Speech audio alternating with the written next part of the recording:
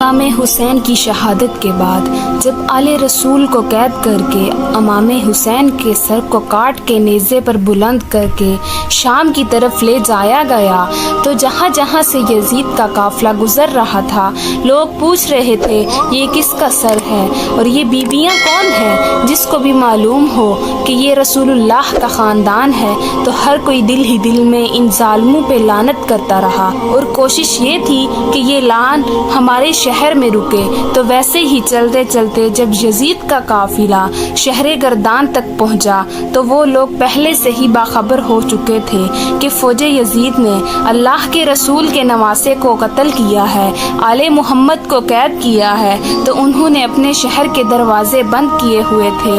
قافلہ شہر کے باہر رک گیا اور درخت کے سائے میں یزید کے سپاہی سونے لگے.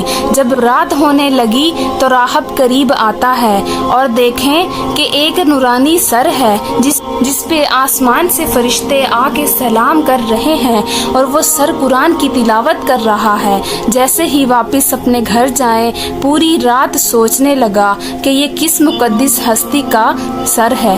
فوراً صبح آ کے سپاہیوں سے پوچھنے لگا یہ کس ہستی کا سر ہے. فوجی یزید نے کہا یہ حسین ابن علی کا سر ہے. تو اس نے پوچھا کون حسین؟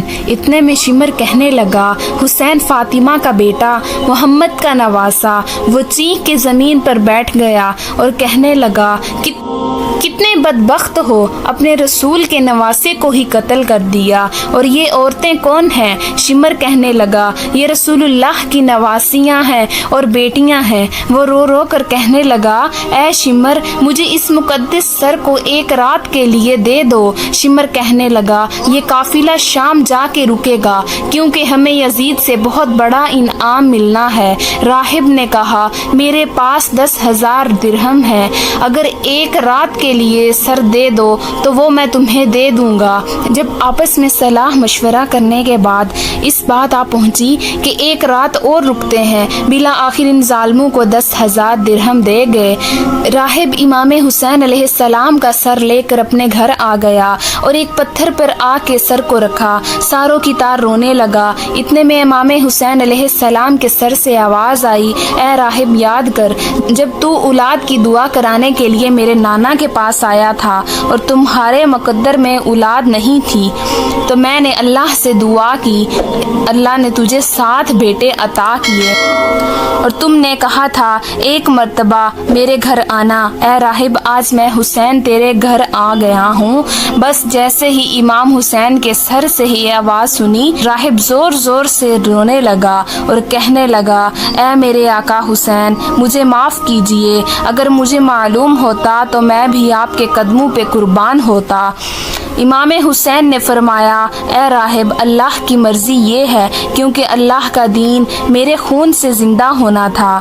پوری رات وہ مولا حسین کے سر سے گفتگو کرنے لگا. جب صبح کا وقت قریب آیا تو راہب نے سوچا کہ میں مولا حسین کا سر واپس کیسے کروں. تاریخ نے لکھا جو 7 بیٹے امام حسین کی دعا سے ملے تھے ان میں سے ایک بیٹے کا سر قلم کر کے شمر کے پاس لے گیا. شمر نے جیسے ہی سر کھول کے دیکھا تو کہنے لگا یہ حسین کا سر نہیں ہے. وہ واپس آیا، دوسرے بیٹے کا سر قلم کیا، انہوں نے وہ دیکھا، پھر کہا یہ حسین کا سر نہیں. ایسے کرتے کرتے راہب امام حسین کے عشق میں اپنے 7 بیٹے قربان کر دیے. جب آخری بیٹے کا سر شمر نے دیکھ کے یہ کہہ دیا اے راہب تو وعدہ خلافی کر رہا ہے، اگر حسین کا سر نہیں دیا تو ہم تیرے پورے خاندان کو قتل کر دیں گے. بس جیسے ہی واپس اپنے گھر پہنچا تو امام حسین کے سر سے آواز آنے لگی اے راہب اپنے سارے بیٹوں کے سر ان کے جسم کے ساتھ رکھو، اللہ کے کرم سے تمہارے سارے بیٹے زندہ ہو جائیں گے اور میرے سر کو اٹھاؤ اور فوجی یزید کے حوالے کر دو کیونکہ اللہ کی مرضی ہے. ہمیں شام تک پہنچنا ہے، ہر گلی ایک ایک بازار سے گزر کے قرآن کی تلاوت سنانی ہے، میری بہن زینب کو خطبے دینے ہیں اور ایک ایک بازار سے گزرتے ہوئے اسلام کی تبلیغ کرنی ہے۔ تو بس راہب نے اپنے تمام بیٹوں کے سر ان کے جسم پر رکھے اور اللہ کے کرم سے وہ سارے کے سارے بیٹے زندہ ہو گئے۔ پھر روتا ہوا امام حسین کے سر مبارک کو فوجی یزید کے حوالے کرتا ہے اور کہتا ہے، کتنے بدبخت ہو تم کہ اپنے رسول اللہ کے نواسے کو قتل کرتے ہو، ان کی بیٹیوں کو قید کرتے ہو، ان پہ ظلم کرتے ہو، تمہارا یہ ظلم قیامت تک تمہارے لیے لعنت بنے گا۔